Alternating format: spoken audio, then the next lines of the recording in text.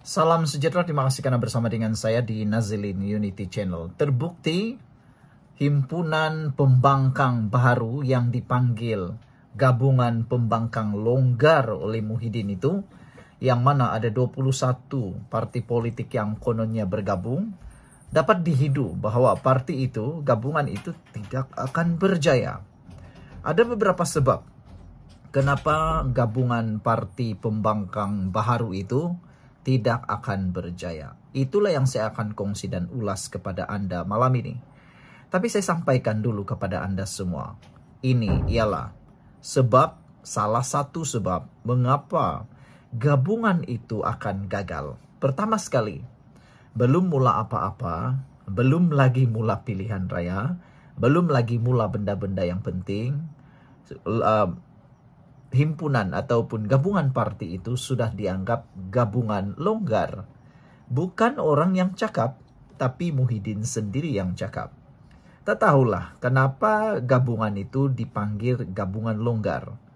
Bukankah gelaran itu saja sudah menunjukkan yang negatif? Apakah maksudnya mereka boleh berpisah bila-bila tanpa ada ikatan? Atau apakah maksudnya bahwa mereka hanya bersatu kalau ada isu yang boleh tunggang sama-sama? Kalau tiada isu yang boleh ditunggang bersama, mereka tidak akan bersama. Itulah yang saya pikir. Bagaimana pula dengan Anda? Gabungan itu bernama gabungan longgar pun saya dah tak boleh terima. Rakyat dah tolak. Bagaimana mau sokong gabungan yang longgar? Aku pun. Sebelum kita teruskan ulasan yang hebat ini, mari saya perkenalkan dulu kepada Anda semua. Ini terapi imun transfer factor for life. Bagi mereka yang mempunyai masalah kesehatan, bagi mereka yang mau kekal sehat, apapun masalah kesehatan Anda, sehinggalah yang ada kanser, dengarkan baik-baik berita baik yang baru hebat ini. Ini terapi imun yang meningkatkan daya imun badan kita sehingga 400%. Secara umum dan ringkasnya, apabila imun badan kita lemah, apabila imun badan kita jadi bodoh, apabila imun badan kita tidak berfungsi lagi dengan sepatutnya, kita susah sembuh daripada penyakit. Bahkan penyakit-penyakit yang biasa-biasa pun akan melekat di dalam tubuh badan kita. Kita berulang-ulang kena penyakit dan paling teruk sekali kita kena autoimun. Autoimun seperti asma, gout, dan macam-macam lagi. Semua itu disebabkan imun badan kita yang bercelaru. Tapi terapi imun ini mendidik imun badan kita menjadi bijaksana, menjadi kuat, dan mengenal mana satu lawan, mana satu kawan dalam tubuh badan kita. Apabila imun badan kita dididik menjadi kuat, bijaksana, ia akan menghapuskan semua akar penyakit yang ada dalam tubuh badan kita.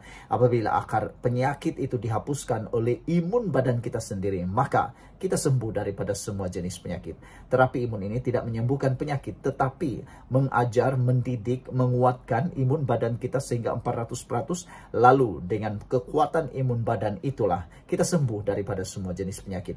Dapatkan produk ini melalui nomor telepon saya yang tertera ini. Dan ingat, ini ialah produk yang ajaib, penemuan paling bersejarah dalam dunia kedokteran, dan penemuan para doktor dan saintis yang sangat hebat di abad ini.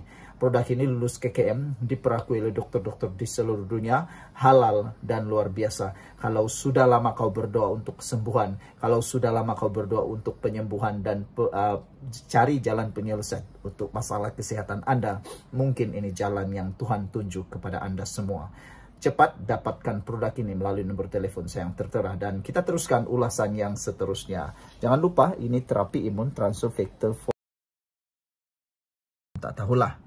Tapi ini, salah sebuah parti yaitu PSM dengan beraninya menolak gabungan longgar yang diumumkan oleh Muhyiddin. Kata PSM, mereka tolak menyertai gabungan longgar Muhyiddin karena banyak parti perkauman. Itulah sebabnya PSM tidak mau menyertainya. Pengerusi Dr. Michael Jaya Kumar Devaraj berkata, PSM akan bertemu muda bagi memahami tujuannya menyertai gabungan itu. Jadi sebelum ini PSM dan juga muda telah pun menjadi satu sekutu sebenarnya. Mereka satu sekutu, tetapi tiba-tiba muda pula berminat dengan gabungan longgar ini. Sehingga PSM menyatakan bahwa mereka mau bertemu dengan muda. Apa tujuan mereka menyertai gabungan yang longgar itu? Aduh, aku terpikirlah kan, kalaulah ini adalah seluar. Buat apa nak beli seluar yang dah longgar? Awal-awal beli dah longgar. Jadi buat apalah nak menyokong gabungan yang longgar? Kita pun tak tahulah. Bayangkanlah kalau mereka ni tiba-tiba bekerja sama dalam satu keadaan yang longgar. Apa agak-agaknya jadi dengan kerajaan Malaysia, negara Malaysia?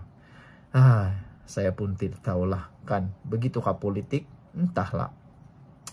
Parti Sosialis Malaysia PSM menolak menyertai gabungan longgar yang diumumkan Presiden Bersatu Muhyiddin Yassin semalam, sambil menyatakan pihaknya tidak selesa mengambil kira banyak parti terbabit memainkan isu kaum.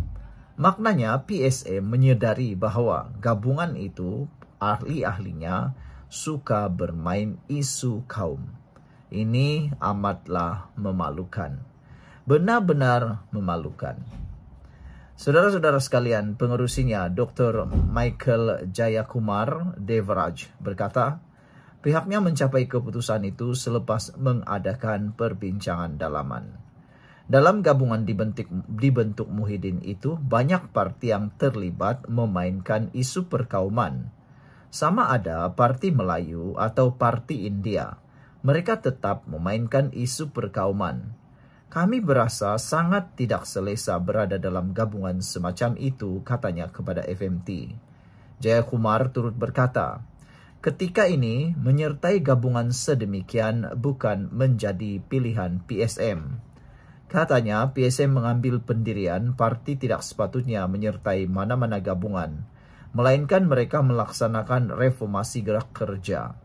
Mengulas sepakatan pilihan raya bersama muda, Jayakumar berkata satu pertemuan akan diadakan bersama parti itu untuk memahami sebab mereka memilih menyertai gabungan Muhyiddin.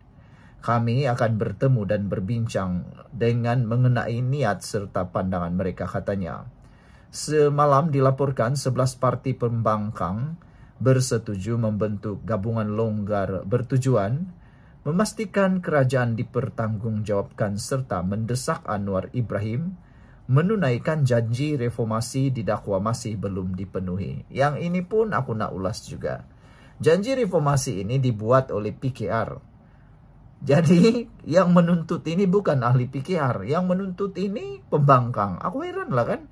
Patutnya mereka nih, tak tahulah. Kamu paham ke apa yang aku cakap? Sepatutnya menuntut janji itu ialah ahli PKR, sebab mereka ialah ahli PKR. Yang menjanjikan itu presidennya, yang patut menuntut mereka. Tapi lain pula yang menuntut. Macamlah itu ditawarkan kepada parti Bersatu, parti PAS dan sebagainya. Jadi apa pula reformasi yang mau dibuat oleh parti gabungan Perikatan Nasional dan Longgar ini? Kita nak tanyalah, gabungan longgar yang diumumkan oleh Muhyiddin itu, apa sebenarnya reformasi yang mereka buat? Jangan tuntut reformasi Anwar Ibrahim padahal kamu langsung tiada reformasi, kata netizen. Menurut Muhyiddin, gabungan itu merangkumi Bersatu, PAS, Gerakan Pejuang Muda, Parti Rakyat India Malaysia MIPP, Putra Berjasa Urimai, Parti Kemajuan Malaysia MAP, dan Parti Perikatan Muslim India Nasional Iman. Jadi itulah saudara, kata PSM, gabungan longgar Muhyiddin itu penuh atau banyak parti perkauman. Anda tahulah sendiri kan? Sekian dulu untuk kali ini. Jangan lupa tinggalkan komen Anda, sila tekan butang subscribe. Kita jumpa lagi. Bye-bye.